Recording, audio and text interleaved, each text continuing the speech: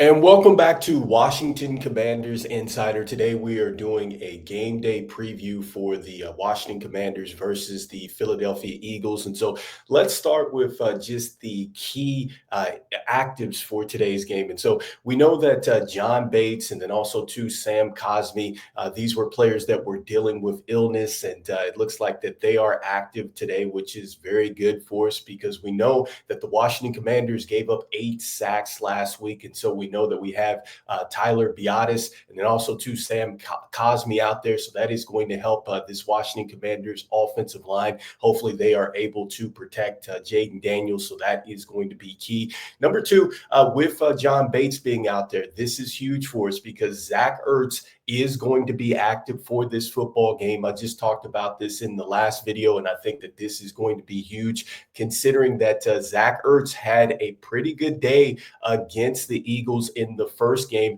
In fact, he was the second leading receiver in that game, 6 receptions for 47 yards, and he caught the lone touchdown for the Washington Commanders. And I think that, he's definitely going to be important for today's game because our leading receiver in that last game was Austin Eckler.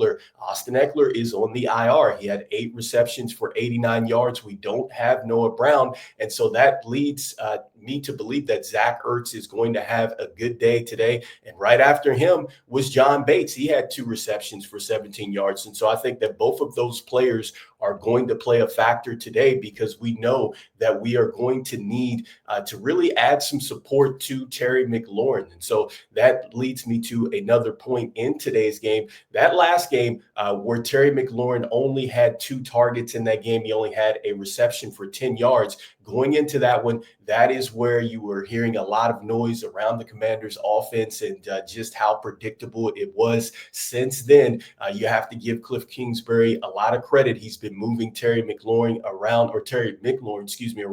And I think today that is exactly what he's going to have to do in order to really keep the Washington Commanders offense on pace and then keep this Philadelphia Eagles defense guessing, because we know that as you move them around, you have them guessing out there, you have a better chance to move the football and ultimately put up some points today. And so next up, that brings me to another point in today's game.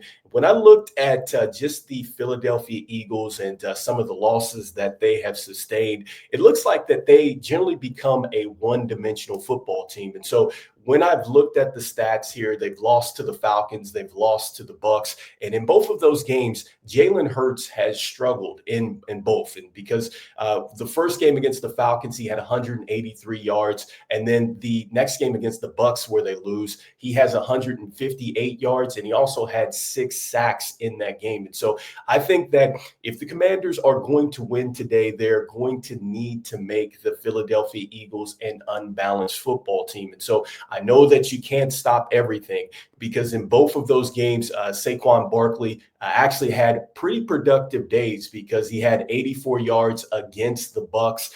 And then also too, I think as a whole in both of those games, the Eagles were able to rush over 100 yards. And so you can certainly slow them down, but I think that, ultimately speaking, you need to take Jalen Hurts away, because I think that this offense really struggles as far as moving the football when you take Jalen Hurts away. One of the things to note in that is that A.J. Brown was not in both of those games. I talked about this earlier in the week, just how good A.J. Brown has been against the Washington Commanders. He's had 28 catches for 462 yards and 5 touchdowns in 5 games versus the Commanders. Now, the key here is that he was not going against Marshawn Lattimore. So Marshawn Lattimore is going to be huge for our back end defense today. So hopefully we can make this Eagles team unbalanced and make Jalen Hurts uncomfortable. I think that is the key for today's game. The next up, it comes down to just hopefully, I think, slowing down Saquon Barkley, because Saquon Barkley, even though, he's had some big games against other teams and things like that, and he certainly had a big one against us in this last one. I think that you can certainly slow down Saquon Barkley, because he had 26 carries for 146 yards against us in the last game and 2 touchdowns. but he was averaging 5.6 at the end of that. But not a lot of people are talking about the Washington Commanders held him to just about 3.1 yards per carry there. And so that is going to be a huge difference, considering that he's getting 3.1 versus the 5.6. And so the Commanders just need to slow him down. And I think that they have a great chance to win this football game if they can keep Saquon Barkley under 100 yards. And so I think that that is going to be critical today. I know that we don't have Jonathan Allen in today's game. Hopefully we get him back towards the end here. Maybe these next two games, he's going to be trending into those games. But those are some of the things that the Washington Commanders must do in today's football game. And we know that there is a lot in stake in today's game because the Washington Commanders are going into this one. We've lost 3 games to the Philadelphia Eagles. And so I've just talked about some points in which we can go ahead and snap that losing streak to the Eagles. And, with a win today, this would move us to 3-2 against the division, which would be the best record since 2020. So that is going to be huge. Then also too, just from a franchise standpoint and just some records that can be had. I just talked about how important Zach Ertz is going to be. He just needs 2 touchdown receptions to either move into a tie with the great David Casper for 12th all-time in touchdown receptions today. And then also too, with Terry McLaurin and just the season that he's having. Look, he's 4 touchdown receptions away from reaching 40 career touchdown receptions. And so hopefully we get some of that today.